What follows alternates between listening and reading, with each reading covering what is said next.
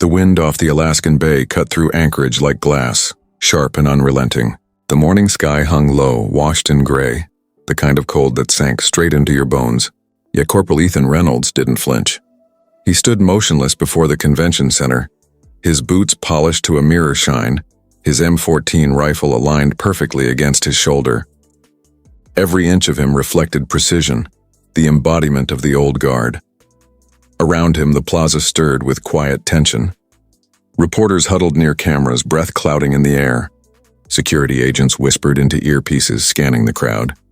Diplomats shuffled through the cold, their suits never meant for this kind of weather. But Ethan didn't see them. His gaze was locked forward, eyes unblinking, posture unwavering.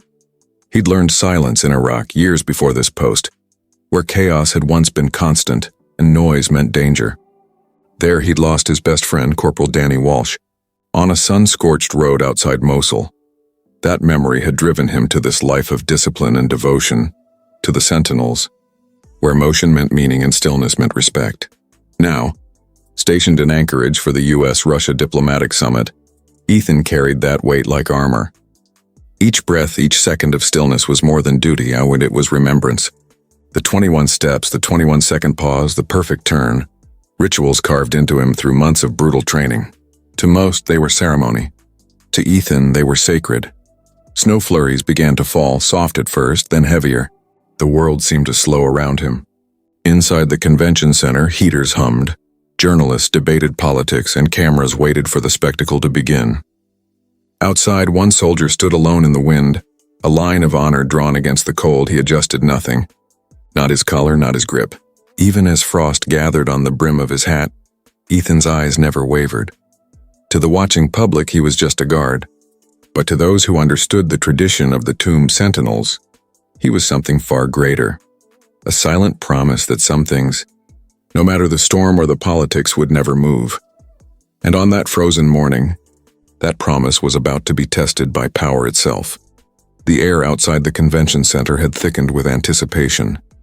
What began as an ordinary diplomatic event had grown into a spectacle that drew cameras from every major network across the world. The flags of the United States and Russia fluttered side by side, each guarded by armed military personnel and cold-faced security agents. Every step, every whisper carried the weight of politics and pride. Inside, the atmosphere was tense but polite. Delegates from both nations exchanged cautious smiles, shaking hands under chandeliers that sparkled with carefully engineered diplomacy. The Anchorage summit had been designed as a symbol of peace, an effort to cool years of rising hostility. Yet beneath the surface, every conversation carried a current of rivalry, and every gesture was a test of dominance. Outside, Corporal Ethan Reynolds stood his post beside the monument honoring American soldiers lost in foreign wars.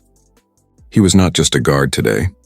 He was the face of American discipline. His rifle gleamed, his uniform sharp and spotless, his every movement deliberate.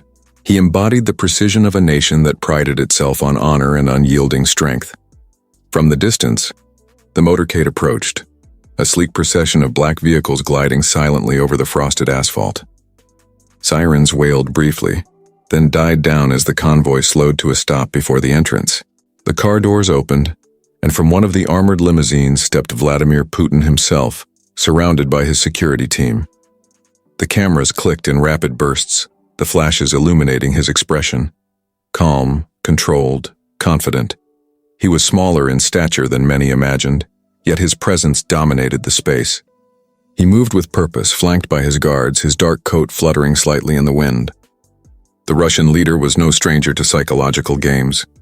He thrived on control, on subtle power plays that tested his opponent's composure.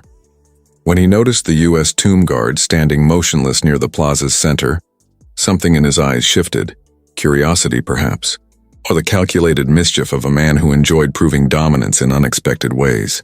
The silence between them was thick, broken only by the low hum of cameras and the crunch of boots in snow. Putin walked closer.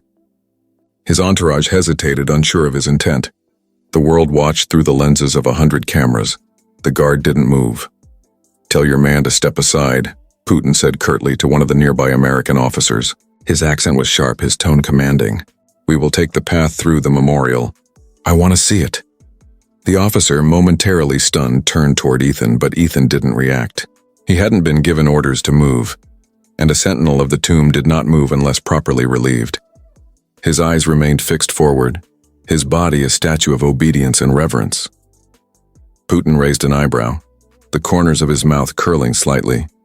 "Does he not understand me?" he asked, louder this time. His words echoed across the plaza, reaching the reporters waiting for a headline. "Tell him to move, now." The American officer cleared his throat, his voice tense. "Sir, with respect, the sentinel cannot break his post without formal command. It's part of the code." The Russian president's smirk deepened. "Then I will give the command," he said, stepping directly in front of Ethan. "Soldier," he barked, "move aside." A hush fell. Even the cameras stopped clicking for a second, as though the world itself held its breath. Ethan's reply was quiet, steady, but it carried across the plaza like a shot. "No, sir," the single word froze the air. The translator blinked, unsure if she'd heard correctly. The reporters leaned forward. Putin's expression hardened instantly, his eyes narrowing at the defiance. "You do not refuse a head of state," one of his guards hissed under his breath. But Ethan didn't blink. His gaze was forward, unmoved, as though Putin were nothing more than a shadow passing before the monument. "This ground," Ethan said firmly, his voice resonant and calm, "is sacred to those who gave everything for their country. No one, not even a president, disturbs this post," the crowd murmured.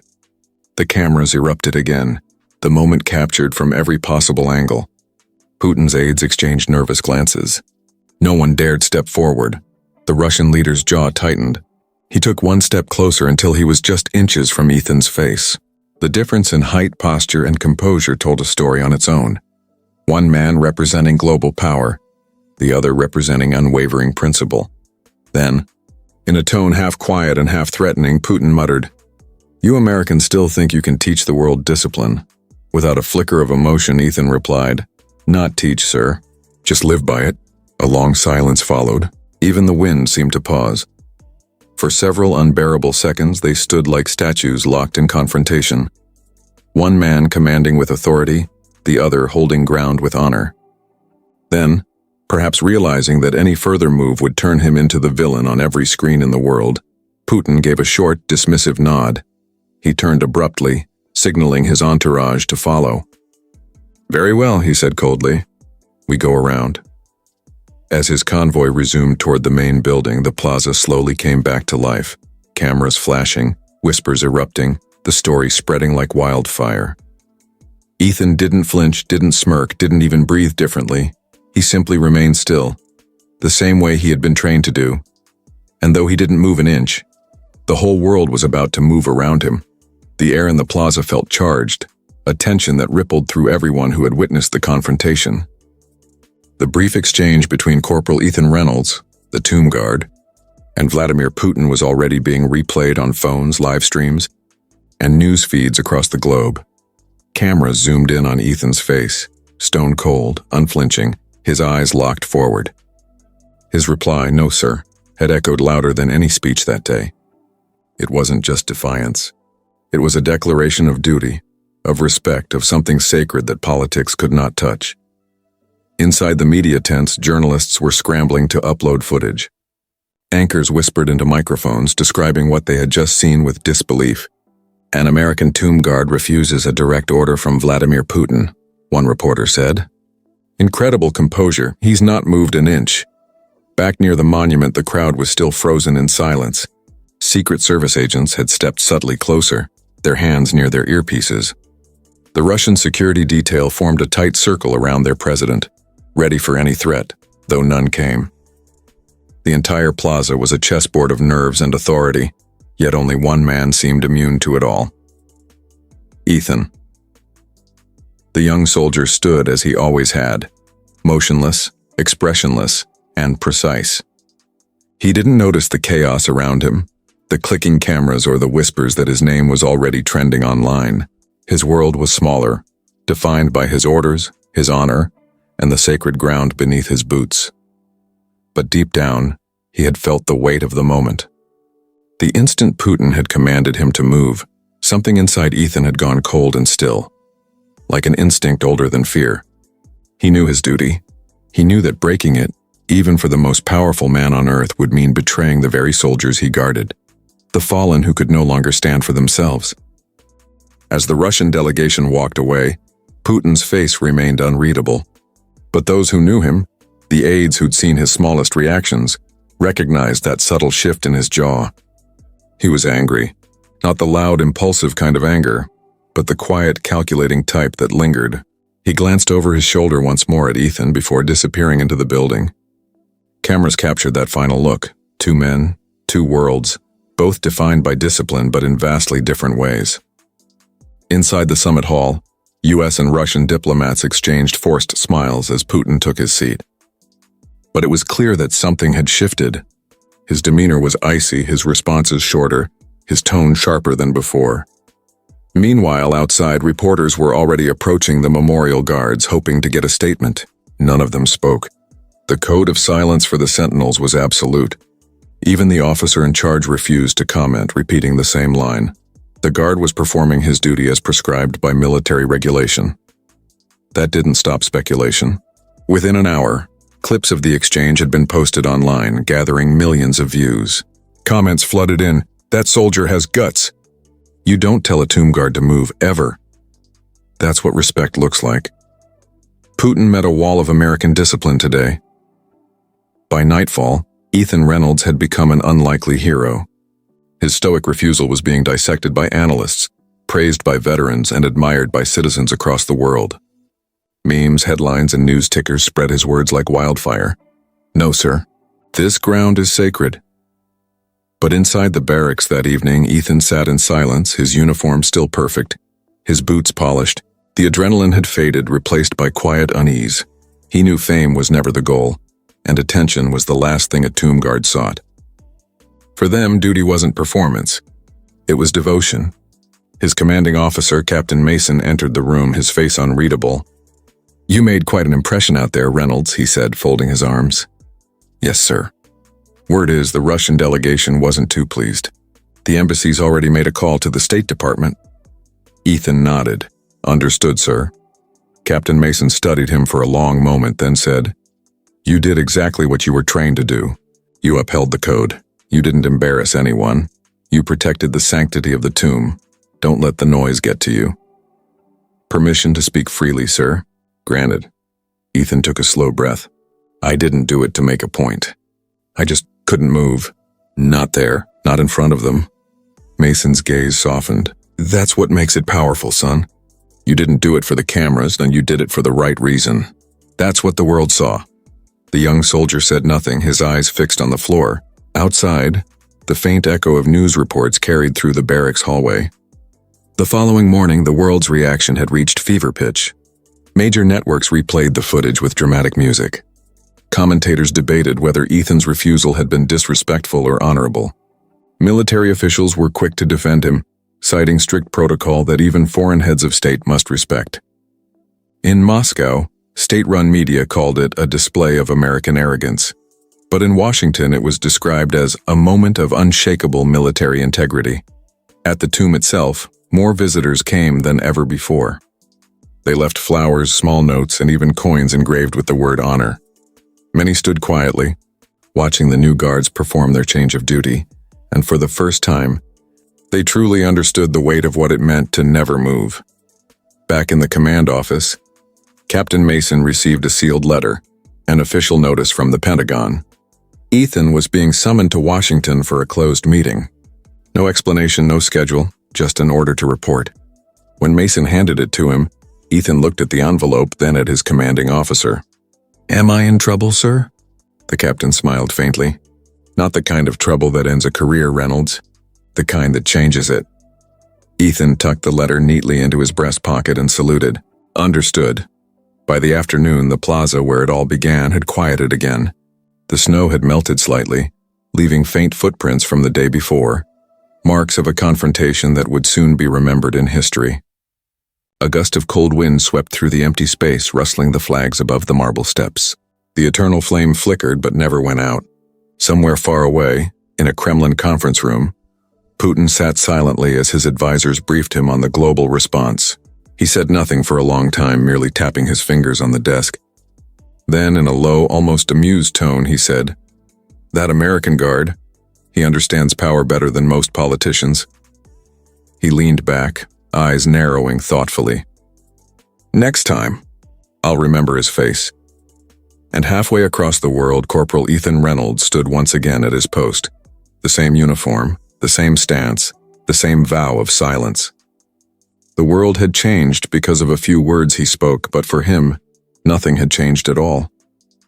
Duty was eternal, and the man who defied one of the most powerful leaders in the world would keep standing guard, as if time itself had bowed to his stillness. The silence in the barracks the next morning was heavier than usual. The guards went about their routines with the precision of a clock, boots polished, rifles cleaned, uniforms aligned to perfection. But beneath the surface, whispers ran through the ranks. Everyone had heard about Corporal Ethan Reynolds, the soldier who had stood unmoved before Vladimir Putin. Ethan was still trying to keep his focus, repeating the code of the guard in his mind. "My standard will remain perfection," but the letter tucked inside his locker pulled at his thoughts like a weight. An official summons from the Pentagon. It was brief and cryptic. "Report to Washington, D.C., Office of the Secretary of Defense, 0800 hours. No reason." No explanation. His commanding officer, Captain Mason, approached as Ethan was tightening his belt. "You ready?" he asked, his voice calm but edged with something unspoken. "Yes, sir." "Still not sure what to expect?" Mason nodded. "None of us are. But whatever this is, keep your head clear. You did your job. Nothing more, nothing less. Don't let the politics shake you." "Yes, sir." As Ethan boarded the government transport vehicle that would take him to the city, he looked back at the tomb one last time. The gleaming white marble stood unshaken under the cold morning light. He whispered quietly to himself, "For them." By 7:30 a.m., the car pulled into the secure parking area of the Pentagon. The massive structure loomed ahead, sharp and imposing. Soldiers saluted as he passed, and for the first time in his career, Ethan felt all eyes on him. Not out of respect for his duty, but for the story the world had made of him. Inside, an aide escorted him down a long corridor lined with framed photographs of generals and wars long past. The faint hum of military operations filled the air. Finally, they stopped before a heavy oak door marked Office of the Secretary of Defense. "Go in when you're called," the aide said softly, then stepped back. Ethan stood silently until a voice from inside said, "Enter." He stepped in, heels clicking sharply on the polished floor. Behind a broad desk sat Secretary Helen Carter, one of the most respected figures in the Defense Department. Beside her stood General Marcus Hale, head of ceremonial military operations. "Corporal Reynolds," Secretary Carter began, gesturing for him to sit. "At ease. You've caused quite a stir." "Ma'am," Ethan said respectfully, remaining standing. "If I may clarify," Carter raised a hand. "No need to explain, son. We know exactly what happened. You followed protocol and you did so with composure. Frankly, I wish more soldiers had your restraint." Ethan blinked, unsure if this was praise or preamble. General Hale stepped forward, his expression stern but approving. "Your actions were seen across the globe. You didn't just represent your unit. You represented the honor of the entire United States Army." Ethan straightened. "I was only doing my duty, sir." "That's exactly why we're here," Carter said, leaning forward. "Your duty has sparked an international conversation. The president himself saw the footage. There's pressure from both sides. Some think you embarrassed a foreign leader. Others believe you reminded the world what respect truly means." Ethan stayed silent, his face unreadable. Carter continued, "You won't be punished, Corporal. But you will need to understand your name, your face, your stance. They've all become symbols. Whether you wanted it or not, you've become the face of American honor." The words hit him harder than any medal could have. He wasn't trained for fame. He was trained for silence. "Permission to speak freely, ma'am?" "Granted." "With respect," Ethan said slowly, "I'm just a guard. I don't seek to represent politics or pride. I stand for the soldiers who can't stand anymore. That's all." Carter smiled faintly. "And that's why people respect you." When he left the office, the hallway seemed quieter. Outside, journalists waited at a distance, hoping for a quote or reaction. He ignored them all. His mission was done, or so he thought. But in the coming days, things would only grow more complicated. A Russian diplomat would issue an official complaint demanding an apology. The story would spread across every major outlet, debated in headlines and talk shows. And somewhere behind closed doors, leaders from both nations would argue over the meaning of a soldier's stillness. Yet Ethan's world remained simple. He returned to his post at the tomb, took his rifle, and resumed his watch. The cameras might have seen a viral hero, but the soldier saw only one thing: the stone, the silence, the promise he'd made to the fallen. And so, as tourists gathered once again to witness the sacred precision of the Guards' march, Corporal Ethan Reynolds resumed his duty, unmoved, unbroken, untouched by the noise of the world that had briefly tried to make him more than what he was: a soldier, a sentinel, a keeper of the eternal watch. When Corporal Ethan Reynolds returned to his post at Arlington, the air around the tomb of the unknown soldier felt different. The silence was the same, sacred, heavy, and eternal. But the world beyond those gates had changed overnight. He had become a symbol. What was once a quiet, invisible duty had turned into an international headline. U.S. Tomb Guard defies Putin and wins global respect. TV anchors debated his courage. Politicians tried to claim his act as proof of strength or diplomacy. Hashtags flooded social media. Some called him the man who didn't move. Others labeled him the sentinel of honor. But Ethan didn't watch the news. He didn't need to. He could feel the shift in the way people looked at him, not as a soldier, but as a spectacle. 2 days after his meeting at the Pentagon, Ethan found himself standing before Colonel Elizabeth Carter, the same officer who had defended his post against the Russian security detail. "Corporal," she said firmly, her voice calm but direct, "the Department of Defense has made a decision." Ethan kept his posture straight. "Ma'am, you're to remain on active ceremonial duty," she continued, "but you'll also be assigned a new protocol detail, public relations." Ethan blinked, confused. "Public relations, ma'am?" "Yes." She folded her hands behind her back. "The world wants to see the face of the old guard, the discipline, the honor, the pride that defines this post. You'll be giving interviews, attending events, representing the regiment." Ethan's jaw tightened slightly. "With respect, ma'am, my duty is to stand guard, not speak." Colonel Carter's gaze softened. "And that's exactly why they want you. You stood your ground when the world was watching. Not for glory, but because of what you believe in. That makes you a powerful example."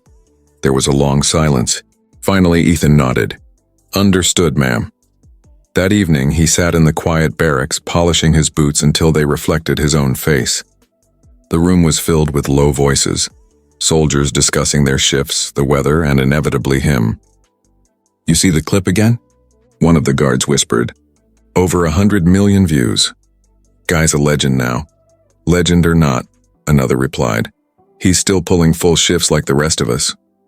Ethan didn't respond. Fame meant nothing in a place where perfection was duty, not performance. But he couldn't ignore what was happening outside these walls.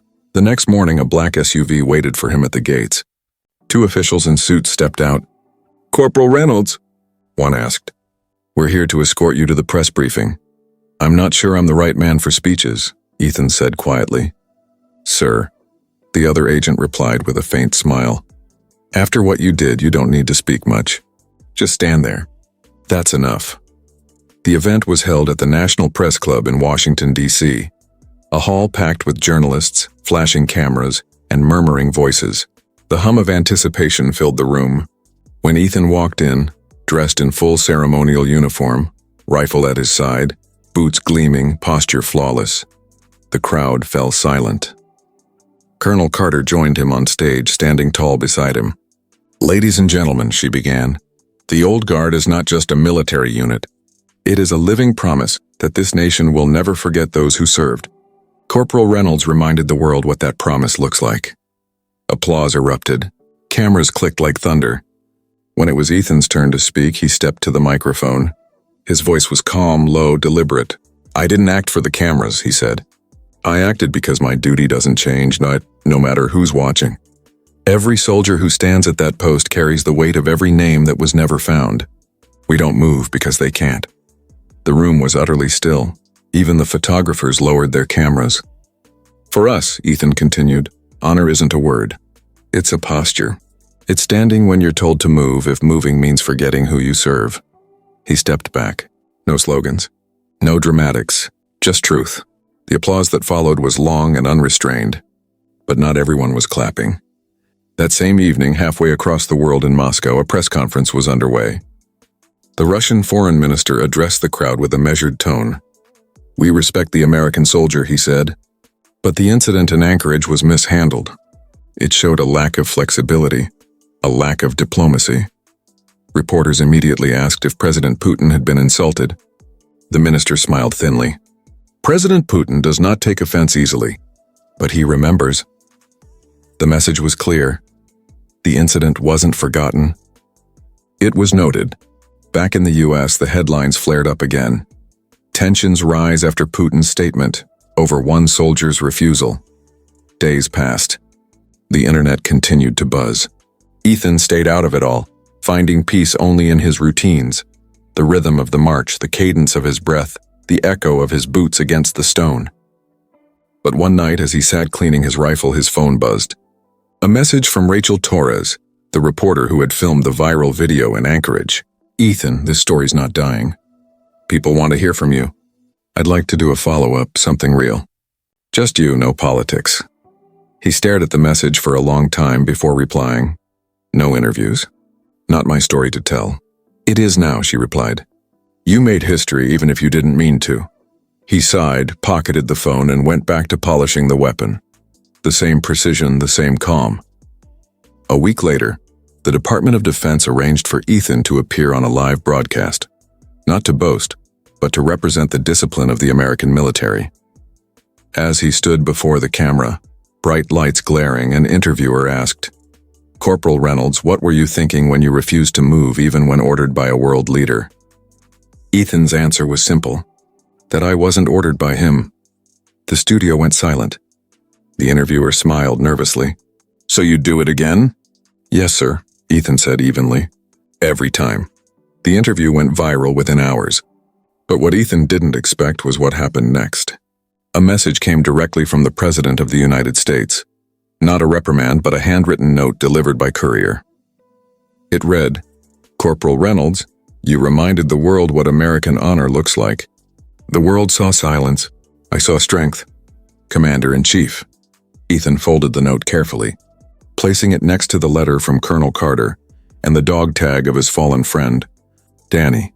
That night, as the wind whispered through Arlington's endless rows of marble headstones, Ethan walked the silent grounds alone. The world might have turned his stillness into a story, but for him it was never about attention. It was about continuity, standing in a line that stretched backward through every war, every loss, every name carved in stone. He looked up at the stars, the cold air biting at his face, and murmured quietly, "For you, Danny. For all of them." And then, with the same precision and peace as ever, Corporal Ethan Reynolds turned sharply on his heel and marched forward, his steps measured, unshaken, and eternal. Because while the world argued, while politics played its endless game, one truth remained unbroken. The Sentinel does not move. The week after the viral broadcast was a blur of noise. Ethan Reynolds had never imagined silence could make such a loud impact. Yet everywhere he turned, his refusal to move had become a symbol, dissected and debated by strangers who'd never worn a uniform. On social media, hashtags blazed like wildfire. The Sentinel, he did not move. Honor before power. Some saw him as a hero of principle. Others accused him of political defiance. But Ethan didn't see either. In his eyes, he had done one thing, his duty. He woke before dawn as always, buttoning his crisp uniform with mechanical precision. Every movement was measured, the same ritual that had kept him grounded through war and peace. But as he looked at his reflection, metals gleaming, face unreadable, he felt something new. A shadow of unease. This wasn't supposed to happen. He had stood still, but now the world wouldn't stop moving around him. By the time Ethan reached the Arlington barracks, the whispers had already started. "Did you see the Russian broadcast last night?" One guard murmured. "Yeah, they aired a clip of him again. Called him an arrogant pawn of Western pride." Ethan brushed past without reacting. He wasn't interested in propaganda or politics, But deep down, he knew this wasn't going away quietly. At 0900 hours sharp, he was called into Colonel Carter's office.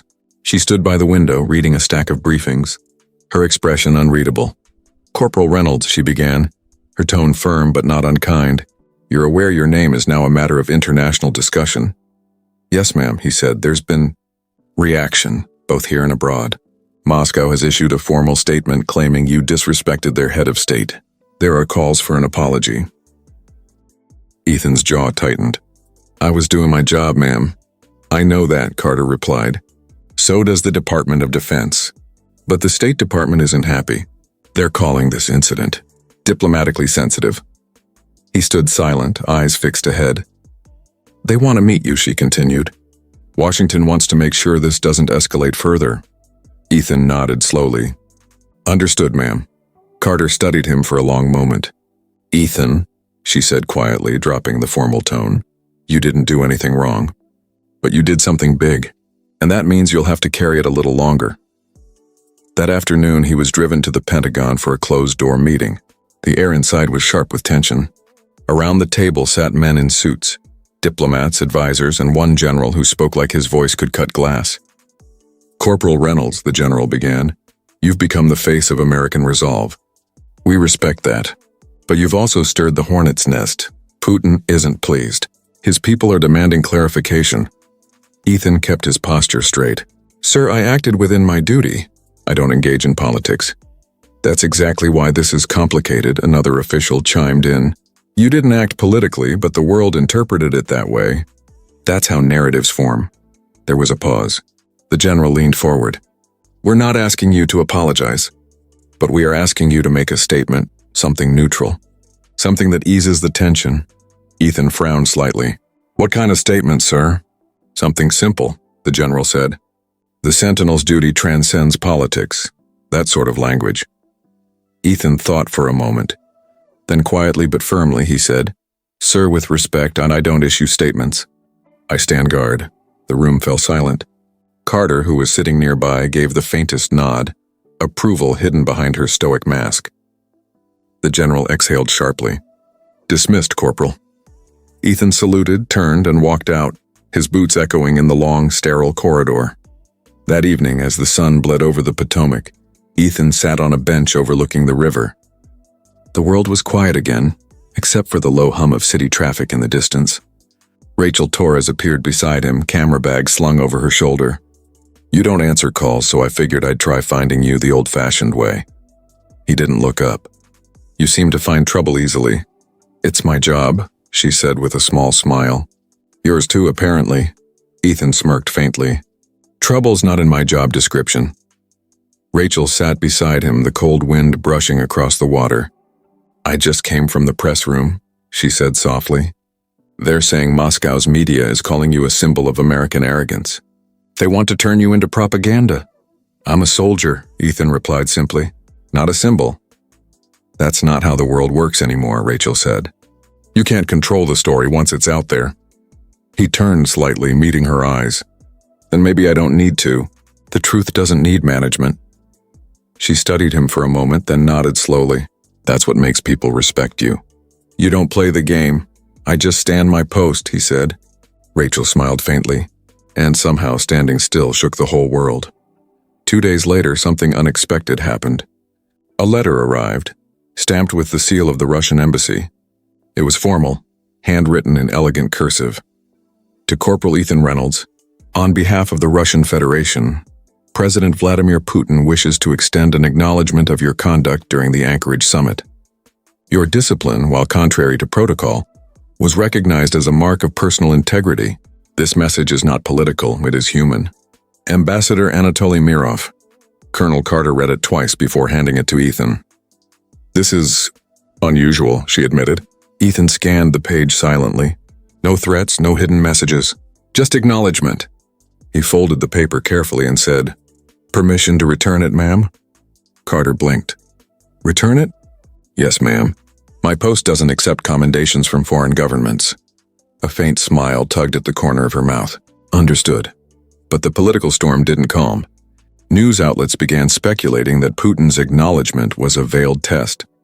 a psychological play meant to see how the U.S. would respond. Others argued it was a rare moment of mutual respect between soldiers.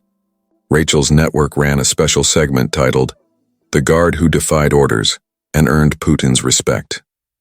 The video went viral again.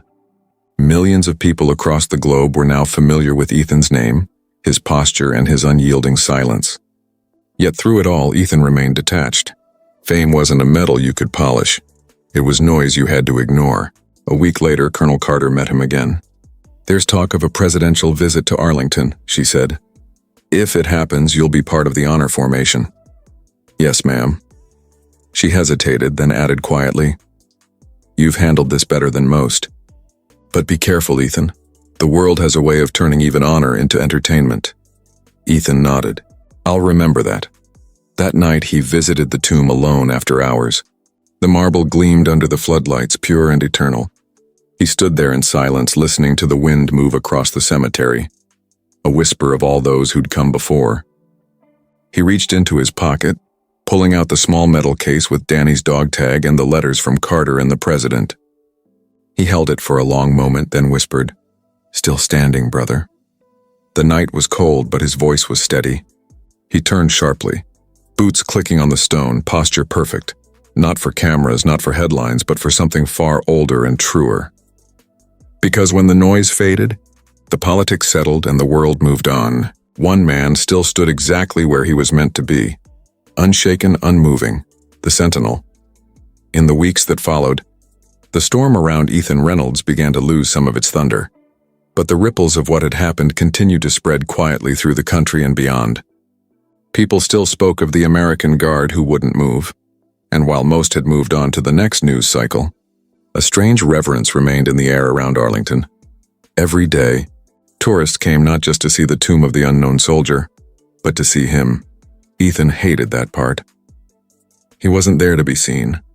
His post wasn't a show, and yet, crowds gathered behind the ropes with phones ready. Some whispered his name, others stood in respectful silence, and a few even saluted him, though they had no idea how heavy that silence truly felt. He didn't move, didn't react, didn't even blink more than necessary.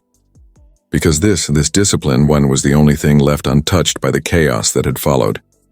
Behind the scenes, though things were changing, one evening, after his shift ended, Colonel Carter called him into her office. Her tone was softer than usual. "Ethan, sit down," she said. He obeyed, setting his cap on his knee. "I just got word from the Department of Defense. They're recommending you for a commendation. For composure under pressure," she said. "And there's talk of promoting you to sergeant." Ethan's brows furrowed slightly. "With respect, ma'am, I didn't do anything special. I just did my duty."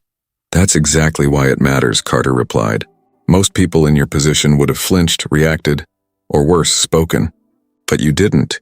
You represented something bigger than yourself." Ethan hesitated, then said quietly, "I never wanted attention, ma'am." "I know," she said, "but sometimes attention finds you anyway." That night, Ethan sat in his small apartment, lights dim, the soft hum of the city beyond his window. The uniform hung on the wall, polished, pressed, perfect, but it felt heavier these days, like the fabric carried the weight of the world's gaze. He took a deep breath, running his hand through his short-cropped hair. The silence, once comforting, now carried an edge of loneliness. He opened his desk drawer and pulled out a faded photograph. His younger brother, Danny, grinning in desert fatigues. It was the last photo taken before his convoy was hit in Afghanistan. "You'd probably laugh at all this, huh?" Ethan murmured. The world turning a guard post into politics. He set the picture down gently, eyes hardening. "You were the brave one, I just... Stand still." But even as he said it, a quiet voice inside him whispered otherwise. Standing still, truly still, wasn't easy. It took control, clarity, and a kind of courage that most people never understood. The next morning, he reported for duty as always. The air was cold and sharp, the marble steps slick from early dew. He took his position, precise, measured, immovable. Every movement of his rifle, every turn of his boot heel was deliberate. The tourists gathered again, whispering softly. A little boy in a red jacket clutched his father's hand and pointed at Ethan. "Dad, is he the man from the video?" The father nodded. "Yes, son. That's him. "Why doesn't he move?" the boy asked. The father smiled faintly. "Because some people stand for something even when it's hard." The boy looked up at Ethan, eyes wide with awe. Ethan didn't respond, but something in his chest shifted. Just slightly. For all the noise and chaos, these quiet moments were what mattered. Later that day, Rachel Torres appeared again, this time without a camera. She waited until the ceremony ended, then caught him as he exited the path. "You've become impossible to interview," she teased softly. "I'm not supposed to talk," Ethan replied flatly. "Off duty you can," she said, walking beside him. "Relax, I'm not here for a story. I'm here because I wanted to thank you." "For what?" "For reminding people that duty still means something. That silence can be stronger than shouting." Ethan didn't answer at first.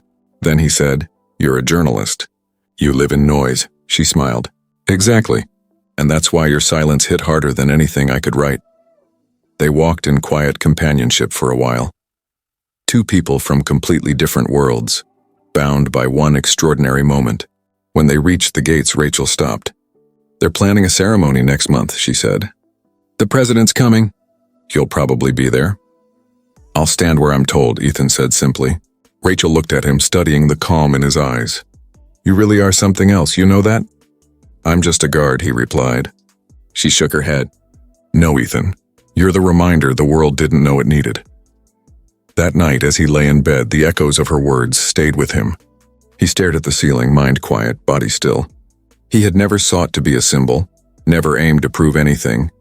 But somehow, through sheer stillness, he had forced people to feel honor, discipline, respect, things the modern world too often forgot. And as he drifted towards sleep, Ethan realized something profound. Maybe he hadn't stood still for the cameras or for the country. Maybe he'd stood still for every soldier who no longer could. For Danny. For all the brothers who never came home. Because when the world demanded movement, noise, chaos, attention, he chose silence.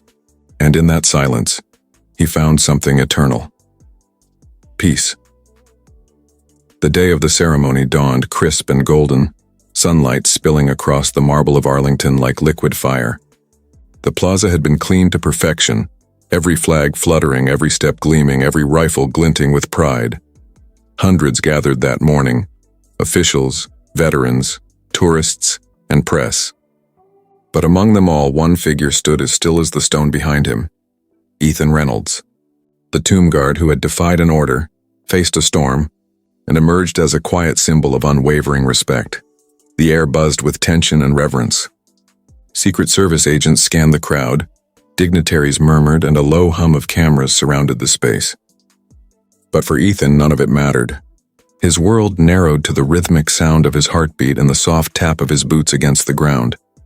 He moved with flawless precision, each turn a perfect reflection of the discipline that had brought him here.